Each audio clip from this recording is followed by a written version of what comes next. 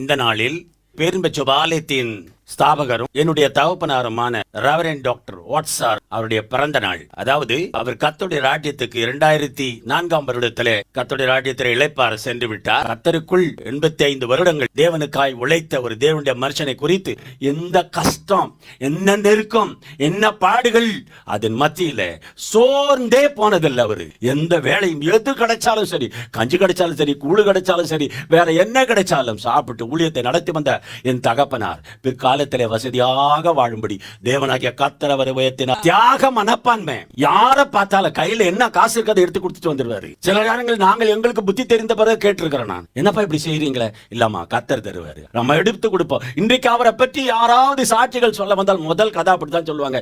ஐயா எனக்கு உதவி செய்தாரு, ஐயா எனக்கு தொழிலுக்கு உதவி செய்தாரு, ஐயா என்னுடைய வியாபாரத்துக்கு உதவி செய்தாரு, நான் அதனால் முன்னேறினேன் என்று சொல்லுகிறவர்கள் எவ்வளவு கேள்விப்பட்டிருக்கிறேன் தகப்பனை குறித்து.